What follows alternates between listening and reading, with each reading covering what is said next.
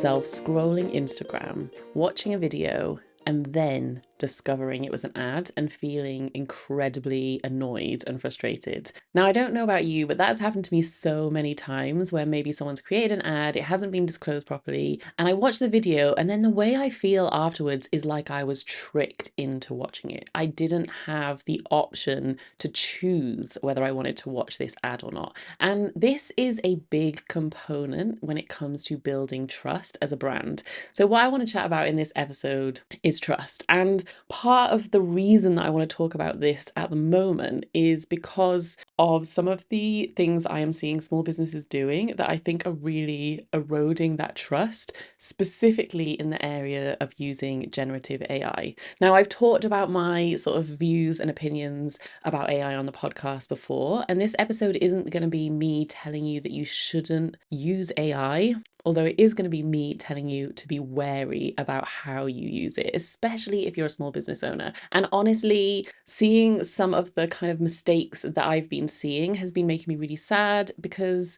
I know the intention behind them is like often really good, but I am really sad about the damage that small businesses are potentially doing to their brands. And I don't know if you have ever thought about this, and you've probably heard sort of quotes about it. It takes years to build up trust. And if you think about relationships with friends and family, I mean, you spend a long time building up that relationship and that trust, to the point where you fully trust someone. But that trust can be damaged so much quicker than it is built. So you can spend years building trust in your brand, and overnight you can erode that trust. Now, obviously there's like different levels. It might be a small mistake and a small amount of trust is sort of broken, but you can work hard and you can build that back up. Or it might be sort of catastrophic and the trust is broken to a degree that the brand never survives, the whole incident or whatever it is that has happened. So what I've been noticing, and you might have heard people talking about this a lot, this sort of phrase of there being a trust recession. And I think because of generative AI and how it's flooding the internet, everybody is just a lot more wary about what they're seeing. And it is taking a little bit more work to build that trust up because people are going in much more wary than they did before. And I'm seeing this like in all areas of my life. So even my kids, when they're watching videos on the internet, are already sort of heightened and looking for whether they think something is AI or not. And so they don't automatically believe what they are seeing, which I'm glad about. Like, I'm glad that they're honing those skills and they're not trusting everything that they see. But it also makes me really sad because I feel like we constantly have to be on kind of like high alert, and our sort of predisposition is to distrust something that we've seen until proved otherwise. So we're in this trust recession. People are having to work harder to build the trust, but it's also easier than ever to break the trust. So what I'm seeing small businesses doing is using generative AI in a way that breaks trust. So maybe someone doesn't realize that it's AI and then they find out and they're really frustrated. That same feeling of like, oh, I've just been tricked into watching an ad. I think people are feeling that about AI as well. Now, there are some instances where I don't necessarily think this is the case, and it's actually to do with what you have trained your audience to expect. So I know creatives who are using AI very, very prominently and heavily in their work, and they're very vocal about that, and they talk about their process and they share that. And so if you follow them, you are expecting them to share AI work. You're expecting them to, talk about AI. And so when you see something, you don't feel like you've been tricked because they've already trained you to know that that is what you're going to see if you choose to follow them. So the disconnect comes where people aren't expecting to see AI from a brand, from your account, and then it sort of surprises them. They feel tricked, they feel betrayed, the trust is broken because they weren't expecting it from you. Now, let me give you some examples. I don't want to name and shame anybody, but I have seen a restaurant, for example, using like weird AI characters. And again, like in that situation, no one's really unsure whether it's AI or not. So they're not using like AI generated pictures of food, But because they're using AI so prominently in their content, I think it starts to make people worry, oh, well, can I trust that the images of food that I'm seeing are real? Can I trust that other things that I'm seeing are real? So they're using AI in their content. And I think the other thing, that people often struggle with is this idea that if you are a small business and you are using AI tools that effectively stole creatives' work from the internet to be trained, then that doesn't sort of feel very small business supportive vibes. Now, obviously, we're all going to land in different places on the ethics of AI and how comfortable we feel with how it's been trained, how it's impacting the environment, all those sort of things. So you have to factor in your opinions and your views on that. But I think it doesn't feel particularly, I don't know, okay, maybe this is just my opinion, and I'd love to hear if you've got a different one, but it doesn't feel very encouraging small business vibes. And I genuinely think that for a lot of small businesses, people would rather see you attempt to design something yourself, even if you don't spend much time on it, it's not that great, and it's really quick, than you use generative AI. Now, everybody knows that small businesses are having to wear all the hats, are having to juggle all the things. And I think people are very understanding of that. But I don't think they are so understanding when it comes to outsourcing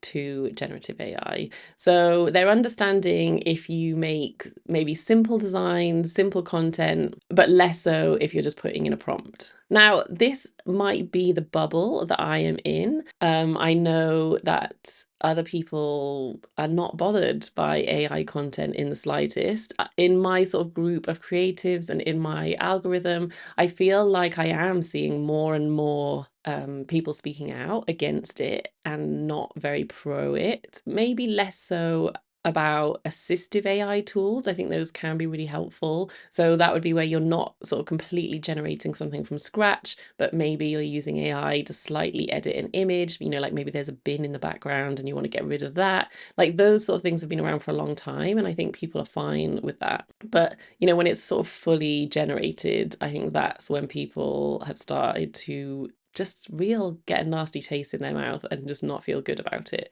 And I think often there are a lot of handmade businesses or businesses that do run, workshops in person where actually people want to get a sense of what the experience is going to be like. And so again, using a generated image really erodes that trust. I went to an event recently, and so it was the first time they were running the event. They clearly didn't have any images from previous events, so they used AI to create these kind of made up images, and it was honestly really off-putting. I would have rather they'd used stock imagery. I totally understood the struggle of not having images to use, but they could have used illustrations, they could have used stock imagery. There's loads of sort of other ways they could have gone about it that wasn't sort of creating this fake looking event using AI tools. And one thing that I have noticed is that even when you disclose that it's AI, unless that's really clear before someone consumes the post, it still leaves a nasty taste in the mouth. So it's the same as with the ad, unless you are alerted to the fact that it's an ad before you watch or consume the content. So that is why in the UK, the ASA guidelines are that it needs to have ad written at the top of the caption, and it needs to have that paid promotion turned on Instagram, for example. Those guidelines are there so that people are alerted to the fact it's an ad before they choose whether to consume the content or not. And I think that's the problem. If you bury down at the end of a caption images generated with AI, people have fully consumed the content by then, and then they're frustrated, even though you have declared it and you have told them.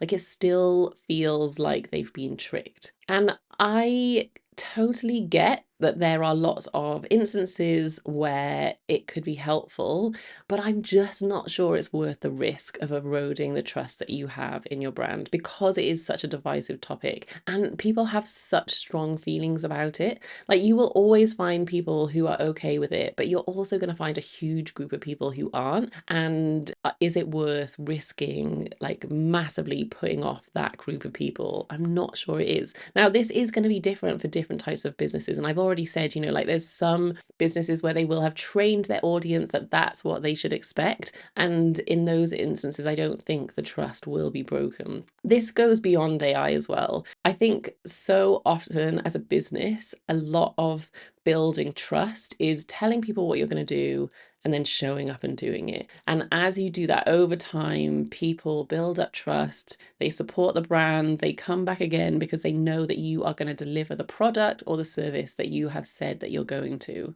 And don't get me wrong, we all make mistakes, but as with human relationships, I think the key is to own up when we make a mistake and to apologize. And I think if you do that as a brand, that actually really stands out and can do a lot to repair that trust that has been broken. So I think it's definitely something worth thinking about. I think it's definitely worth coming up with a bit of a plan as to how you intend to use AI in your business. And I would be wary when it comes to generative AI. Now, one of the things that I have noticed, and people have said this a lot, I think the people I've seen who are using generative AI really well are creative professionals. So people who have been trained in design, trained in photography, trained in illustration. Like when I see how they use it, like I'm going to be honest, I still don't love it, but they use it really, really well. What I've noticed is that when people